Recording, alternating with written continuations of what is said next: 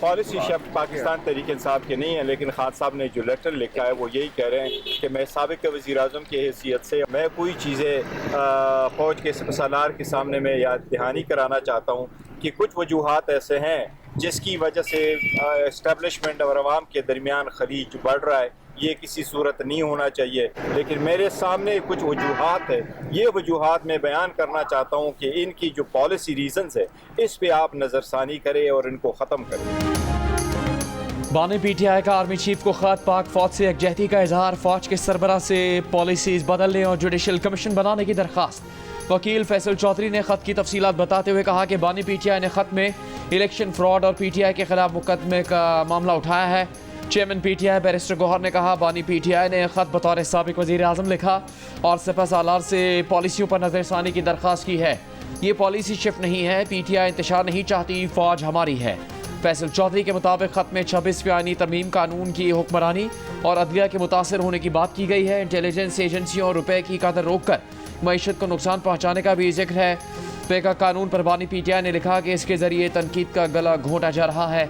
जियो news के programme capital talk में रहनुमा PTI असद कैसर ने कहा आर्मी चीफ को खत इसलिए लिखा गया कि असल ताकत उन्हीं के पास है, हुकूमत महज शो पीस है।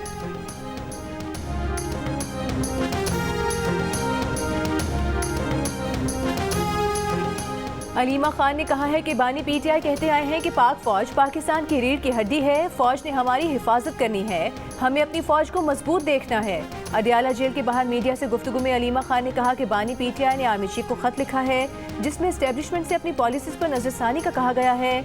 आर्मी चीफ को लिखा गया खत बानी PTI के ट्विटर अकाउंट से आएगा।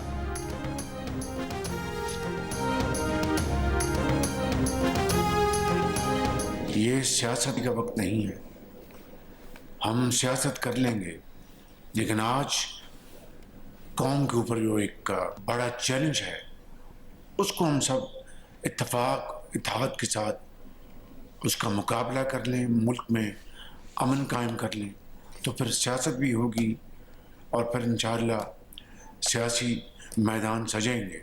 इस वक्त पूरी तवानाई के साथ और खलूस के साथ हमें अपनी तमाम तवानाइयाँ मुजतमय करके इन दहशतगर्दों का मुकाबला करना है। बदकिस्मती ये है कि माजी की फाश बाज़ गलतियों की बना पर आज हमारे बहादुर नौजवान कौम के सपूत उनको अपना दोबारा खून देकर उन गलतियों का अजाला कर रहे हैं। वज़ीर-ए-आज़म शहबाज शरीफ की कोयटा आमद, खिलाफ में ज़ख्मी सिक्योरिटी फोर्सेस के जवानों की अयादत, अमन अमान से मुताल्लिक़ इजलास में शिरकत। कहा हमारे सबूत माजी की गलतियों का खून का नजराना पेश करके अजाला कर रहे हैं।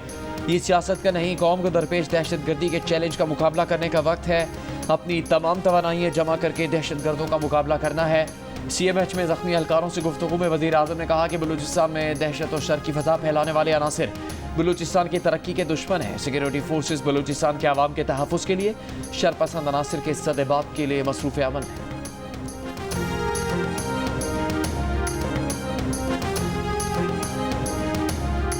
सिंध असम्बली ने ज़रई आमदन पर इनकम टैक्स और सुपर टैक्स के निफाज की मंजूरी दे दी। 6 लाख रुपए तक की सालाना ज़रई आमदन पर कोई इनकम टैक्स नहीं लगेगा, जबकि 15 करोड़ रुपए तक की सालाना आमदन पर कोई सुपर टैक्स नहीं लगेगा।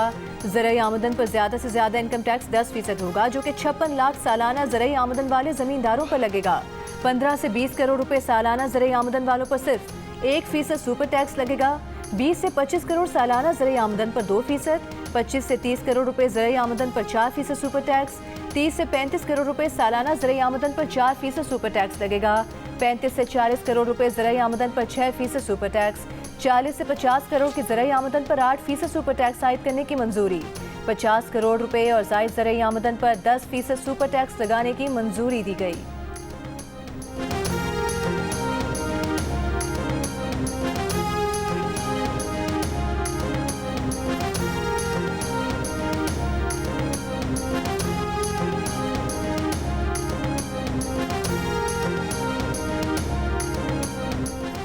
बलूचिस्तान असम्बली ने भी ज़रई आमदनी पर टैक्स का बिल मंजूर कर लिया। 6 लाख सालाना ज़रई आमदन पर कोई टैक्स लागू नहीं होगा।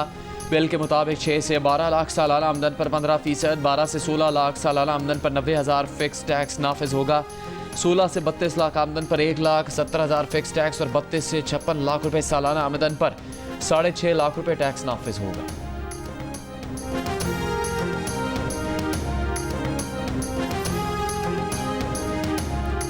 चीफ जस्टिस याहिया अफरीदी ने कहा है ट्रांसफर और सीनियरिटी के इशू को अलग अलग देखें। वो ट्रांसफर की तजवीज़ से मुत्तफिक हैं। Islamabad high court act section 3 तमाम विफाकी इकाइयों की नुमाइंदगी मुसावी होने का कहता है। इस्लामाबाद हाई कोर्ट पाकिस्तान की यगानियत की जगह है। आइन का आर्टिकल 200 इसकी इजाज़त देता है और ये अच्छा इकदाम है। 3 जजेस की इस्लामाबाद ट्रांसफर पर जजेस की हौसला अफजाई की जाए। सीनियरिटी का मामला हमारे पास ही आएगा तो जवाब मिल जाएगा। अभी इस बारे में कोई तासुर कायम न करें। प्रेस एसोसिएशन की हल बर्दारी तकरीब में गुफ्तगू में कहा कि चीफ जस्टिस को आइन ने जो इख्तियार दिया है उस पर उन्हें किसी से पूछने की ज़रूरत नहीं है।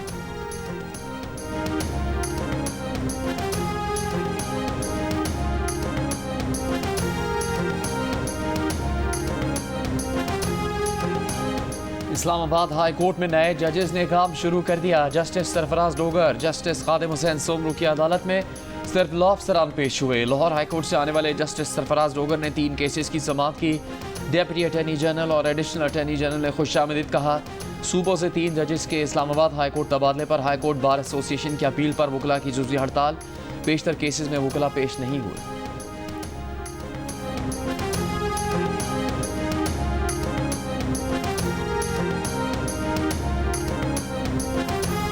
लाहौर हाई कोर्ट बार ने जजेस के तबादले का नोटिफिकेशन मुस्तरद कर दिया। बार के उहदेदारान ने कहा जज साहिबान ने इस मसले पर स्टैंड न लिया तो उनकी वक़्त ख़त्म हो जाएगी।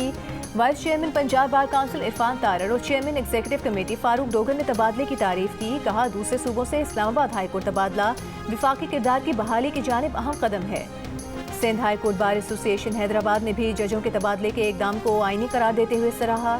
कराची बार एसोसिएशन ने कहा कि जजेस ट्रांसफर का इकदाम कबूल नहीं किया जाएगा। अदलिया की आज़ादी पर शब खून मारा गया है।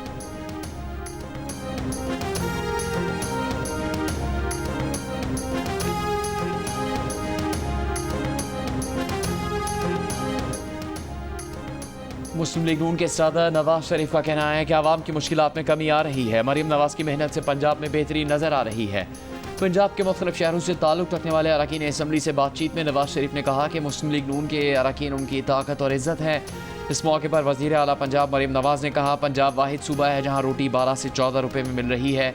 उनकी कारकर्दगी पर सबसे बड़ा चेक आवाम और नवाज शरीफ है। वज़ीर आला पंजाब की रावलपिंडी रिंग रोड दिसंबर तक मुकम्मल करने की हिदायत।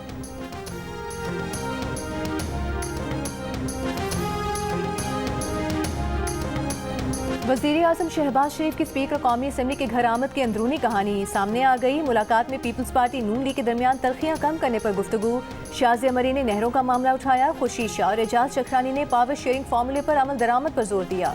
शहबाज शरीफ ने कहा कि पीपल्स पार्टी को साथ लेकर चलना हमारी तरजीहात में शामिल है। छोटे छोटे सियासी मामलात हल कर लेंगे। पीपल्स पार्टी वफ़द से शहबाज शरीफ ने कहा कि अगर मसाइल हल ना हुए तो अयाज सादिक हमसे ज़्यादा आपके दोस्त हैं, ये हल करवा देंगे।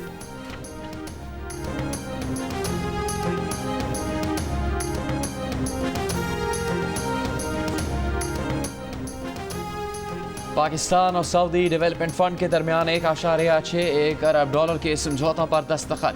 समझौते के मुताबिक सऊदी डेवलपमेंट फंड तेल की दरामद पर 1 साल के लिए 1 अरब 20 करोड़ डॉलर की मौखर अदायगी की सहूलत देगा।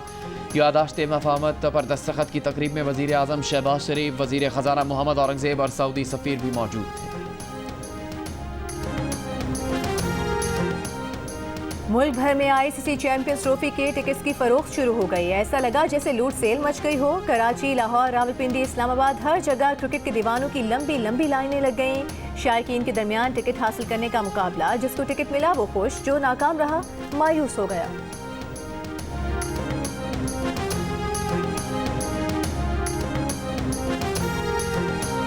क्रिकेट के दीवानों हो जाओ तैयार। पाकिस्तान की मेज़बानी में शुरू होने वाला आईसीसी चैंपियंस ट्रॉफी टूर्नामेंट। एक ट्रॉफी और मद्दे मुकाबिल होंगी दुनिया की 8 बेहतरीन टीमें। पाकिस्तान, भारत, ऑस्ट्रेलिया, इंग्लैंड, बांग्लादेश, अफगानिस्तान और जनूबी अफ्रीका। और इन सब की निगाहों का मरकज़ होगी आईसीसी चैंपियंस ट्रॉफी, जिसे जीतने की जंग का आगाज़ 19 फरवरी को कराची में होगा, जहां पाकिस्तान और न्यूजीलैंड की टीमें आमने सामने होंगी। बड़े इवेंट का बड़ा मुकाबला पाक भारत टाकरा 23 फरवरी को दुबई में होगा। कराची, लाहौर, रावलपिंडी और उसके साथ दुबई के मैदानों में होगी क्रिकेट की बहार। ICC चैंपियंस के तमाम मैचेस जियो सुपर और 10 स्पोर्ट्स बराह रास्त नशर करेंगे।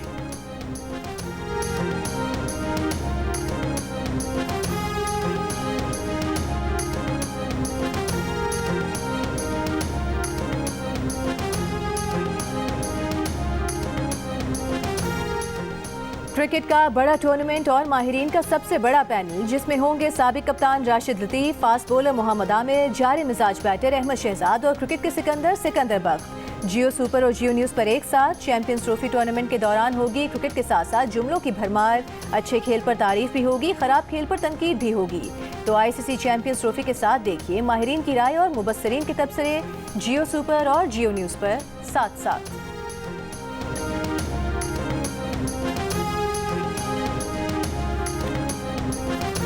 और आतिफ असलम का दुबई में कॉन्सर्ट, अवाम का हुजूम उमड़ आया। पसंदीदा गानों पर आतिफ असलम का खूब साथ भी दिया, वीडियोस वायरल हो गई।